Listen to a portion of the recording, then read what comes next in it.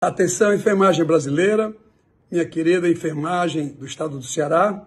Vocês devem estar percebendo, estou um pouco rouco, mas não poderia deixar de passar as informações porque tenho em minhas mãos, e depois de analisado com os nossos advogados, finalmente o parecer de força executória, que é um termo jurídico da Advocacia Geral da União, de número 0141 de 2023, /SGCT, ou seja, Secretaria-Geral do Contencioso da Advocacia Geral da União, como também em minhas mãos o parecer mais específico que envolve também o Ministério da Gestão e da Inovação em Serviço Público do Governo Federal, que é o ministério novo criado para poder gerir, né, a questão administrativa do Governo Federal. Inclusive, não é o Ministério da Saúde que roda a folha do Ministério da Saúde, no caso da enfermagem,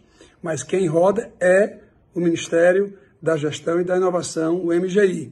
Por isso que estive ontem lá conversando com todos os responsáveis pela confecção da folha, e aqui da folha do Governo Federal.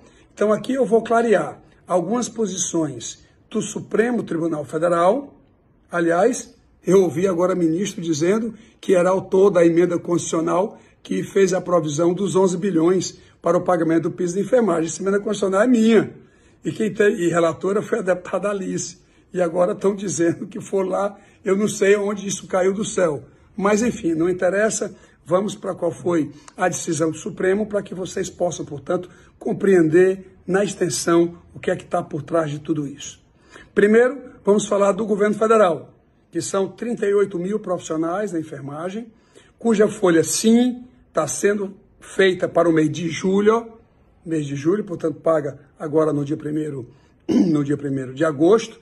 Isso já está definido, com os critérios aqui que eu, por exemplo, vou relacionar para todos vocês nesse exato momento, também baseado no despacho de número 0755 de 2003, Gabim, Conju MGI, ou seja, da Consultoria Jurídica do Ministério da Gestão e Inovação, /CGU/AGU. Isso é um despacho específico que o MGI participou, repito, e é quem está confeccionando a folha para os 38 mil profissionais.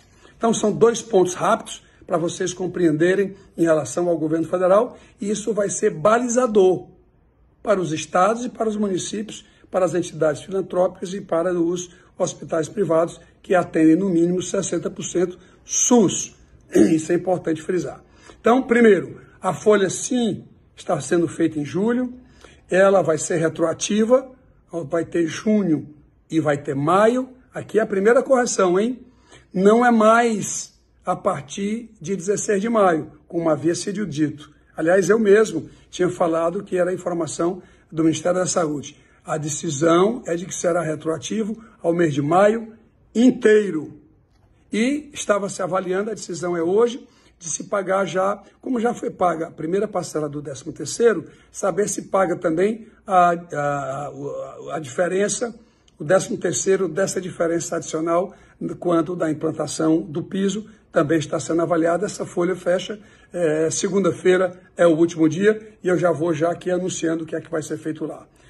Primeiro, a decisão do Supremo é muito clara, ele trata de 44 horas para o setor público. Isso é muito característica do setor privado. Do setor público não, tem 40 horas, 36, 20, 30, enfim, mas é o que ficou estabelecido. A Advocacia Geral da União avalia a possibilidade de fazer o embargo de declaração para poder fazer, no mínimo, essa correção. E, portanto, como é o cálculo que a Folha está fazendo agora nesse exato momento? O cálculo é o seguinte: se você é uma enfermeira de 40 horas, então o cálculo vai ser qual é a proporção de 40 horas sobre 44? Nessa proporção, você aplica em cima do 4.750. Quando você aplica a proporção em cima desses 4.750, dá 4.318. Esse é o piso para quem é 40 horas, passa a ter esse novo valor na interpretação definida pelo Supremo Tribunal Federal. E aí, ao fazer esse cálculo, vai-se o segundo ponto, que é decidir o que é piso. E o Supremo Tribunal Federal já tem dito que piso salarial deve ser interpretado da seguinte maneira: como a contraprestação pecuniária mínima paga ao profissional da categoria, acrescida das verbas. Vamos lá, verbas fixas, com vencimento base, genéricas, ou seja, uma gratificação que é de todo mundo, e permanentes, que receba permanente. Não pode ser, recebe um ano, não recebe no outro, por 3 meses e não recebe, pagas indistintamente a toda a categoria, e que sejam desvinculadas de condições de trabalho específica de cada servidor e não tenham por base critérios meritórios individuais. Essa é o que o Supremo está usando, é o que usou, sabe para quê? Para a definição do piso dos agentes comunitários de saúde. Diferentemente do vencimento inicial que é usado no salário básico dos professores do ensino básico brasileiro, do ensino fundamental e médio de todo o país. Então, daqui, o que é que eles estão definindo? O que é que entra no teto e o que é que não entra no teto?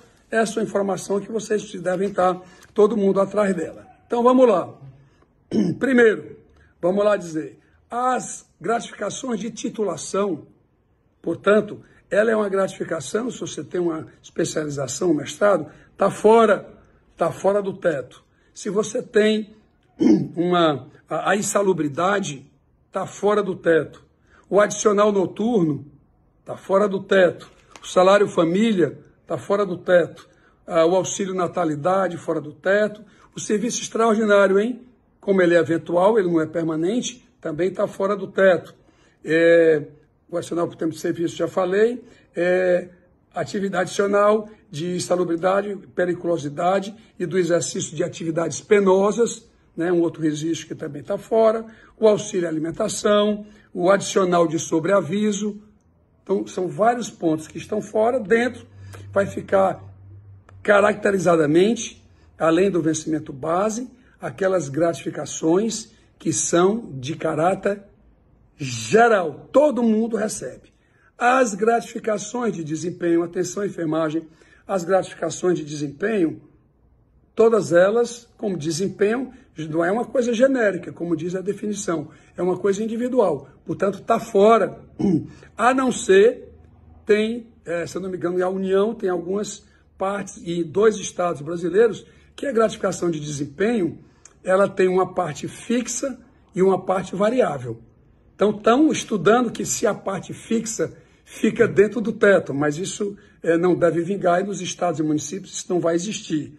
Então essa é mais ou menos a conclusão com que o Ministério da Gestão Interna está concluindo a folha do governo federal e pagando retroativo a maio, junho, pagando agora em julho, a folha do mês de julho, e assim se encerrando o primeiro indício de como será feito essa decisão.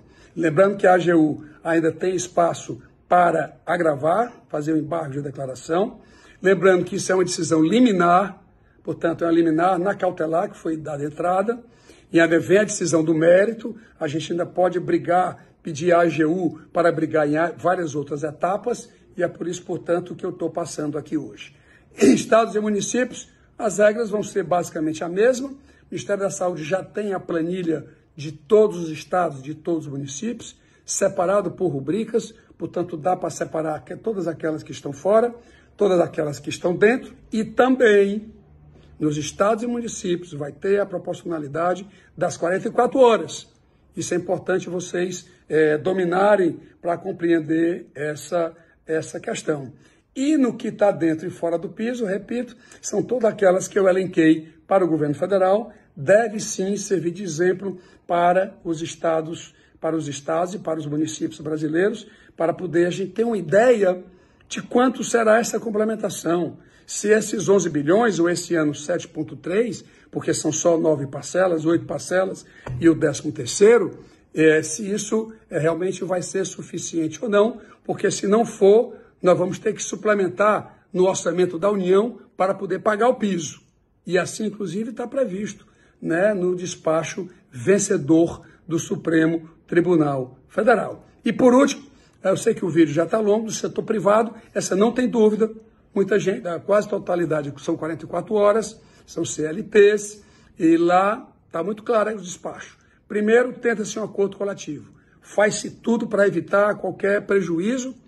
Se não conseguir, aplica-se a 14434, que é a nossa lei do piso e, portanto, resolvido dentro do âmbito do setor privado. São esses esclarecimentos iniciais, eu ainda estou lendo mais a miúde, mas eu espero que isso seja um primeiro passo de esclarecimento. O da União já está claro, sai agora 1º de agosto, nós acreditamos que o Ministério da Saúde vai ter condições agora de calcular dos estados e municípios, para que dê tempo os estados e municípios para a folha de agosto, né, poder mandar as suas leis municipais, as suas leis estaduais, para poder adequar a essa modalidade com que a União está adotando, e a partir daí, enfim, nós tentarmos fazer outras ações, essa vai correndo, o piso vai sendo implantado, mesmo que, né, sem ser na totalidade, isso tem me magoado, acho que o Supremo está indo além da sua conta, chegar ao ponto de um dos ministros dizer que além estados, municípios, entidades filantrópicas e hospitais privados, 60% do SUS, disseram assim, não, tudo isso aí é pouco, tem que incluir todos aqueles que são do terceiro setor. Ora mais, a nossa emenda constitucional não prevê isso? Como é que o Supremo quer mudar o que a emenda constitucional está prevendo?